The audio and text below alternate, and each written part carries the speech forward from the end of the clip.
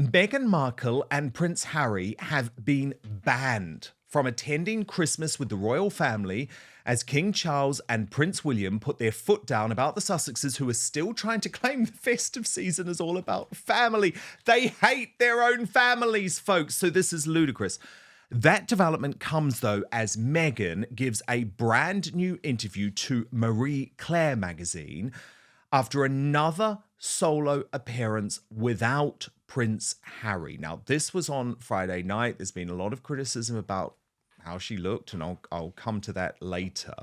But let me tell you about this fawning interview with Kristen Contino in Venice Beach, where Meghan said a whole load of stuff that just makes absolutely no sense. So I'll take you through some of her quotes while we can look at her at the event.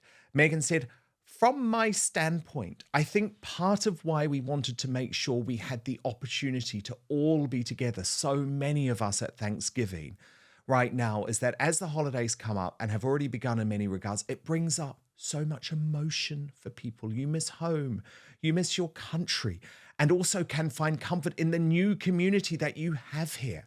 I'm grateful that we are able to be part of that community." Meghan, what about your own community? What about your father just down the road? What about your sister, Samantha Markle, my friend who turned 60 yesterday? You didn't even send a card. But Meghan went on. "I love the holidays," she said, claiming that now Archie and Lilibet are 3 and 5. It gets better every year. And Meghan told Marie Claire, "At first, I think as a mum with children, you're just enjoying having them there, but they're not understanding everything that's happening yet. But now we're at the age where I just can't wait to see it through their lens every year." She said that for Thanksgiving, the Sussexes are always pretty low key, and that being close to my mom is great. Meghan went on, "I was thinking about in the past few years of having Thanksgiving here, like many of us. I think you always make sure there's room at the table for your friends who don't have family, which is really key." Meghan, again, rather than making room at your table for your friends who don't have family, how about you make room at your table for your actual family, for your actual father who is desperate to meet his 2 grandchildren? Meghan went on, "We're always making sure we have something fun to do. Like any other family, you spend time having a great meal, and then what do? Play games, all the same stuff. Someone brings a guitar, fun. Every single holiday is a new adventure." But things then just got worse for Meghan after this interview, because it was revealed by the New York Post, no less, with a whole load of Sussex spin, that Harry and Meghan have been banned from attending Christmas celebrations with the royal family. Now, of course, this is the right decision, but Harry and Meghan had to spin it in their own way as if they're happy about this decision. So let's look at this New York Post story now. It reads, "Prince Harry and Meghan Markle are set to celebrate Christmas at their Montecito mansion," the Post can confirm. "The Duke and Duchess of Sussex have once again been snubbed from the guest list to the royal family's annual get-together at Sandringham, leaving them to carve out other plans for the festive season.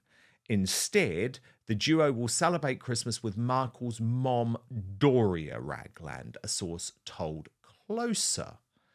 They plan to make it extra special. Meghan's mom, Doria, will join them at home in Montecito.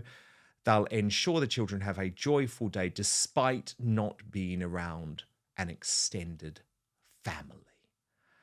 So, Lee Cohen joins me now stateside. He is, of course, a royal expert who writes for The Spectator, The Sun, and The Daily Telegraph, amongst other publications. Lee, can you believe this?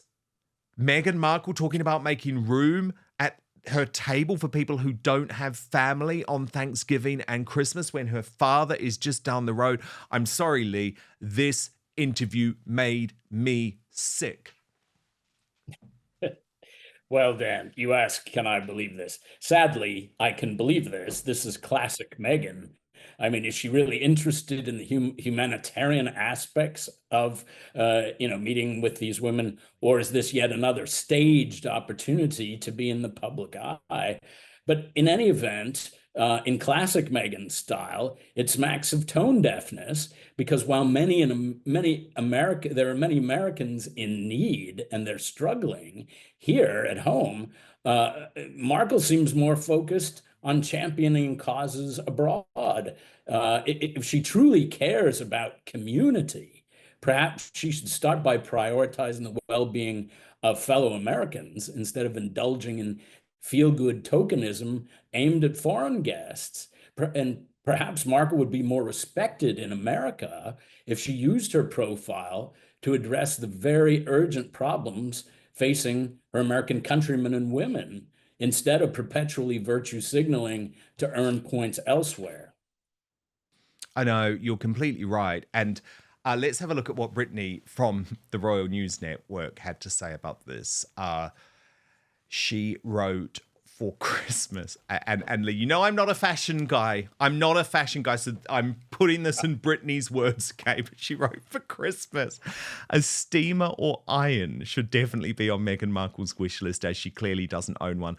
Those pants are seriously awful. She then posted this picture and said the author of the Marie Claire article also posted this picture. The pants look even more hideous from this angle. But you know what, Dan, on that note, and I saw that post too from Brittany, and I immediately thought, Meghan wouldn't be in any predicament of that type with rumpled clothes or anything if she still had the palace machine behind her who go, to every level to make sure that people are turned out perfectly. Such a good point. Such a good point. I mean, this article, though, was just utterly fawning in Marie Claire, though, because it spoke about the Duchess of Sussex, dressed in her signature neutrals, checks in with every woman at our table, following up on conversations they had earlier this year when she joined the group to cook traditional Afghan food. And you're not going to believe this next line, Lee, remembering that Meghan Markle has been described by her staff as the dictator in high heels and is facing numerous bullying allegations on both sides of the Atlantic. But listen to this. This is in Marie Claire. We should just call Marie Claire now a paid PR operation for the Duchess of Sussex, because they write, like her husband, Prince Harry, she possesses the gift of not only making everyone in the room feeling instantly comfortable, but also valued. And working in this business, I can assure you, that is no small feat. Oh, Lee, no one feels that about Meghan Markle, do they? Did she write this herself? Dan, the tone of this article made me suppress nausea. It's a thinly veiled attempt to paint the Sussexes or her as relatable, down to earth, warm, and normal. And nothing could be further from the truth. This kind of everyday family narrative only highlights how far removed Harry and Meghan are from the reality most people face. And that article also mentioned, or perhaps I read it somewhere else, in reference to this event, that in the past, Meghan had people like Gloria Steinem to her dinner table. And, well, newsflash, inviting high-profile figures like Gloria Steinem to Thanksgiving or other things in your home doesn't make you down to earth. It makes you look more like you're trying to win the approval of a niche elite audience. Oh, without any doubt. Without any doubt. I completely agree with that, because she's only inviting the rich neighbors. She's only inviting the influential neighbors. She's only inviting the neighbors who she thinks will do something for her, Lee. Now, I'm actually delighted that we've got confirmation that the royal family haven't invited Harry and Meghan. But isn't it bad that yet again the Sussex PR team are working in overdrive, trying to make them the victims to the New York Post? Like, oh, how terrible that the royal family haven't invited them and they're going to be left alone. Why on earth should King Charles and Prince William invite Harry and Meghan to Christmas, Lee? Why on earth do they deserve an invitation after everything that they've put the royal family through these past few years? But first, we've been told our whole lives that wrinkle creams were the easiest way to look younger. Now, one doctor says that's nothing but old news. According to Dr. John Lake, the world-renowned Beverly Hills beauty expert, most wrinkle fixes on the market are nothing but glorified moisturizers. They hardly make a dent on your appearance, and some can even be harmful to your skin, he said. Recently, Dr. Lake has focused his attention away from mainstream cosmetic practices. Why? So he can pursue a revolutionary anti-aging breakthrough, one that some experts say could empty the wallets of the cosmetic industry. It's almost like Photoshop for your face. You may even be mad after seeing how easy it is to visibly erase your wrinkles from view, Lake told reporters. His personal clients have dubbed his new do-it-yourself technique the age rewinder method because it can take years or even decades off your appearance in under 2 minutes. In light of this amazing breakthrough, Dr. Lake has released a step-by-step video to the public, free and uninterrupted, where he outlines exactly how to use this simple solution from home. If this helps even one person look younger or feel more confident, I'll be thrilled knowing I helped, Dr. Lake commented. The video has since gone viral. At first, it was shared by users on Facebook, but since then, it's racked up over 2.3 million views and counting. So far, the comments and feedback have been outstanding, with thousands of women reporting they look decades younger. One viewer even commented, "Best results of anything I've used. I can't believe how well this works. I'll never stop using this. I don't understand how it works, but the results are amazing. Thank you." So you can find out more about this yourself right now. Go to bhmd1.com/outspoken or click on the link in the description box below. So that's bhmd1.com/outspoken. Now, there is one thing Dr. Lake asks from his viewers. If watching this video helps you look and feel younger than you have in years, then please share this video with your friends and loved ones. Together, we have the power to help as many women reclaim a youthful look as possible. So go watch the video at bhmd1.com/outspoken right now, or just click on the link in the description box below. But now, back to the show. Well, of course they don't. After constantly undermining and attacking the monarchy and accusing them of racism, who in the world would want them at their Christmas table, especially if that Christmas table were at Sandringham, Dan? I mean, their presence would only fuel discord, division, and dare I say, indigestion. Yeah, it would. A lot of indigestion. No, I was happy. I just thought this is the reason, Lee, that Charles and William and Catherine and Zara and Mike, the list goes on, don't trust you, Harry and Meghan, because you haven't been invited, but you're trying to spin the story. You haven't been invited because you have no relationship at the moment with the royal family. You haven't been invited because it would all of a sudden blow up into a big security issue. There are loads of reasons why it is best that you stay away. You don't need to spin that. You don't need to talk about that in a way that somehow makes you the victim. Well, and Dan, Harry and Meghan have proven themselves to be dangerous and untrustworthy, dangerous reputationally for not only the royal family, dangerous reputationally for themselves. And their exclusion, by the royal family is a smart move to protect them, protect the family, especially at a moment of difficult health for some of its members. They don't need that kind of discord and because it would tension.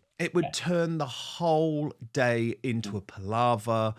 It would be incredibly uncomfortable for Catherine. This is, of course, her first Christmas after everything that she's gone through this year, let alone the fact that the monarch is suffering from his own really very bad cancer. At the same time, though, Lee, obviously, if they were good people, they would want to bring the grandchildren for the king to see. That might give him a lift. But unfortunately, because of all of the negative stuff, that's not going to happen. But can I just ask you, Lee, quickly about Polo, which is the new Harry and Meghan Netflix series out on December the 10th. And you're talking about these two being out of touch. Well, isn't the ultimate example of them being out of touch this horrendous sort of Real Housewives show, which, given when they joined Netflix, it was all about promoting world peace and doing really good deeds, shows you just how far they have fallen. Because to me, and look, I don't mind if people want to watch Polo. I'm not some class war type guy. If you want to spend millions and millions of pounds going around the world to play polo on the back of horses, good on you. But remember, it's Harry and Meghan that are little Miss and Mr. Culture Warrior. No, absolutely. And, but it couldn't be more out of touch, Dan, with, they're trying to position themselves as being, the average American family now. But something else that strikes me about this Polo situation, the Polo Netflix series, is that they released a trailer recently, and it was a 148-second trailer that focused entirely on the polo players and their relationships, with absolutely no appearance by Harry or Meghan. And so there's been a lot of rumblings about this. And one Hollywood insider was said to have noted that any reasonable person tuning into a show about polo made by Prince Harry would expect Prince Harry to be in a starring role. Now, we've only seen the trailer, so we don't know what's to follow. But could this be a bait and switch? I don't know. Yeah, it's an interesting one, isn't it? I mean, look at the reaction to the trailer there, Lee. I mean, people are very much going to be hate watching this show. What we don't know is if they didn't want to make the series all about Harry and Meghan, so they didn't let people down and they will appear in some sort of cameo role, or was a decision made that they are just so toxic that putting them in the series is not a good idea at all. Either way, Lee, I predict this is going to be their biggest flop yet. And even if it's a moderate success, it will be people hate watching, and it's not worth Netflix paying ridiculous amounts of money to get a reality TV series about polo, which so easily could have been made without the involvement of the Duke and Duchess of Sussex. So we know this deal is failing. It is struggling. But the problem is Meghan has done what Meghan always does and form a personal relationship with the wife of Ted Sarandos, who is the boss of Netflix, so that she hopes there will be some sort of feeling from them of, oh, we can't cut them completely loose. But given the realities in the Hollywood economy at the moment, I just don't see the deal going on, because this will be a flop. It just looks like a god-awful show. And the problem is, Lee, even if people maybe were going to enjoy this show as some sort of guilty pleasure, like The Real Housewives of Polo, right?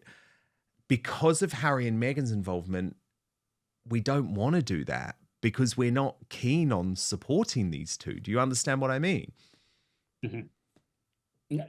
No, absolutely. And so it's a bit of a conundrum, but you would have thought that, there's this feeling that that Harry and Meghan are sort of somewhat on fumes in Hollywood, and that, everything's evaporating, and they still, this is the sort of the end of the road with this Netflix contract. And you would have thought that they would have tried everything humanly possible to make this a home run.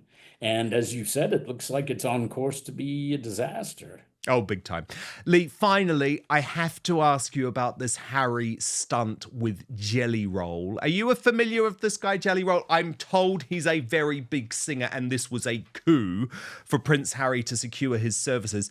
But Lee, this video was just so awful. Harry swearing, talking about his private parts, acting like a teenage boy when he's actually 40 years old. Well, Dan, this is just cringeworthy, and also it's sort of been corroborated by the reports of Harry having training to speak like an American, or that his dialect is morphing into something. Dan, if I were lucky enough to have Harry's pedigree, you wouldn't catch me. I would speak like the monarch, or Jacob Rees-Mogg, who I think has the best elocution in the world, aside from you. Whereas Harry's wanting to sound American. Oh no, I'm anything but posh with my New Zealand tone. But you're right. In Canada, we sort of heard this weird American twang. I just find him so cringe at the moment. I find it all so cringe, but I guess he's going through a tough time because, the marriage hasn't worked out in the way that he wanted. But I'm surely they're going to have such a happy Thanksgiving and such a happy Christmas. Doria, Meghan and Harry, not. But Lee Cohen, thank you so much. Obviously, keep up with your brilliant work on X, but also via The Spectator, The Daily Telegraph and The Sun. So great to have you on Outspoken today. Pleasure to be with you. Thanks, Dan. Thank you so much for watching Dan Wootton Outspoken. Please click on my face just to the bottom left to subscribe to this brand new independent news source. and turn on the notification bell so you'll be alerted to our brand new live shows, uncancelled interviews, and special royal episodes. Outspoken is also now available as a podcast, so you can listen to the show every weekday on the go, wherever you are.